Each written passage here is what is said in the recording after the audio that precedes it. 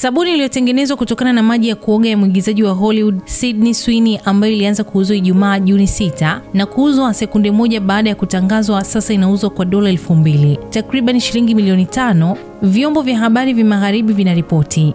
Mwigizaji huyo wa filamu ya Euphoria ni mmoja wa nyota wa filamu wanaokabiliwa na udhalilishaji wa kingono zaidi wa Hollywood, na mara nyingi hukabiliana na maoni yasiyotakikana kuhusu mwili wake kutoka kwa mashabiki, ambao baadhi yao hata wameonyesha hamu ya kunywa maji yake ya kuoga. Mashabiki wako wanapoanza kuomba maji yako ya kuoga, unayapuuza au unayageuza kuwa sabuni ya Dr. Scratch. Sydney alisema katika vyombo vya habari akitangaza sabuni yake mpya inayojulikana kama Bathwater Bliss. Katika mauzo yasiyo ya kawaida, sabuni ya Sydney na Dr. Scratch ambayo ina gome la msonobari na matone ya maji kutoka bafu la mwigizaji iliuzwa moja kwa moja na mashabiki, ikiuzwa kwa $8, sawa na shilingi 21,000 kwa kila sabuni, liliandika gazeti la Independent.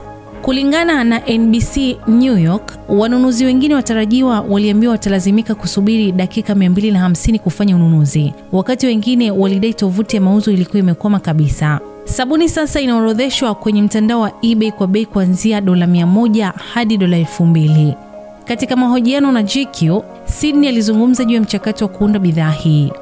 Tulipokuwa tukirekodi Dr. Scratch, kulikuwa na beseni langu la kuogea, na kwa kweli niliingia mle ndani, nikachukua sabuni tukaoge vizuri, na wakachukua maji hayo. Kwa hiyo haya ni maji halisi kutoka kwenye beseni langu, alithibitisha.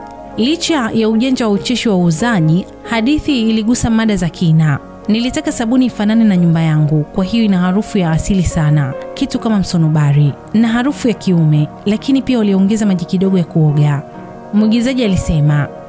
Chanzo ni BBC Swahili. Mimi ni Bahati Limo na hii ni Simulizi na Sauti.